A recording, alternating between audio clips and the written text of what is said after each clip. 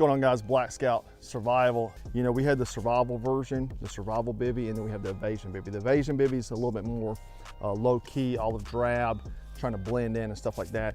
It reflects 90% of your body heat, so in a really cold environment. It also helps reducing thermal signature because it, you know, keeps the heat, obviously, what have you, reflecting back on you. So kind of like a glass, like a thermal can't read through a glass, so it'll read off this versus your skin. So like if you're sitting in a car, thermal can't pick you up because it's bouncing off the glass. So Evasion bivvy comes in this sack. Let's go ahead and demo how to set it up real quick. All right, guys, so I don't want to make a lot of noise with this, but essentially this is the sack. It's, you know, obviously I'm 6 foot tall and got a lot of room to spare, and it's a bag and we can make a shelter with it to make it a little bit easier to get in and out of, right? It's pretty durable, so it's, you know, hard to tear, and it's tape, the seams are taped. So anyhow, what we're gonna do is we're gonna make some stakeouts on the end and then kind of elevate the roof of it. So what we're gonna do is I got two little, you can use rocks or anything, something to make an anchor out of. So we're gonna put these in the corner of the bags. This is called make a button, essentially. And so now that I got those two buttons in the corner of the bag, I'm just gonna take some paracord and cut and make loops for my stakes so I can stake out the back. The button here will help you, give you something to tie around, right? So something to anchor it down. And that way, you know, you don't have to tear a hole in your bivvy to try and, you know, use a stake with it. This button will keep it intact and you're not poking holes in it and things like that. So you can see there.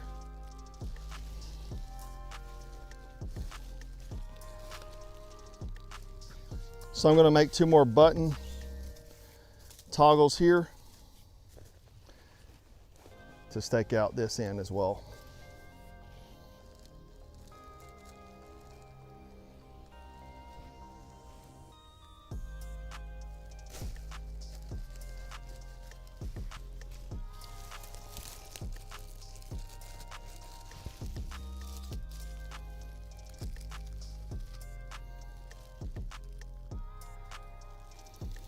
So if you don't have, you know, actual stakes, you can use your homemade stakes and just stake out the top section. This will keep everything flat and keep everything from blowing away.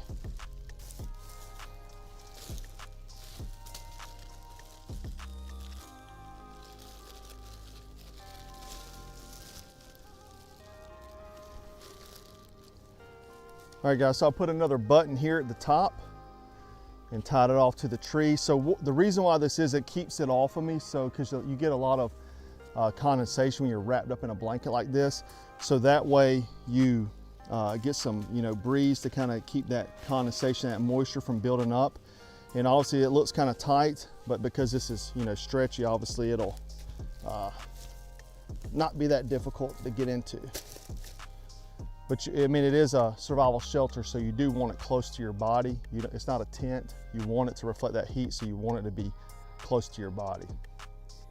All right, guys, so this is me fully inside. It gives me breeze.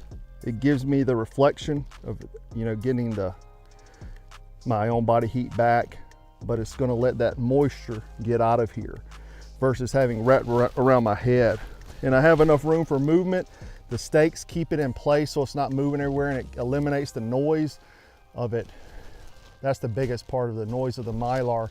If I'm moving, obviously I want to insulate the ground and, you know, put a bunch of leaves and pine straw and stuff like that underneath me to keep me off of the ground and provide a little bit of insulation for me.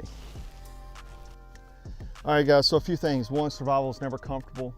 You're not living in a hotel or anything like that. This is a way to eliminate the Mylar sound by staking everything out. It doesn't move a whole lot. It gives you that evaporation, because I was in a 12 degrees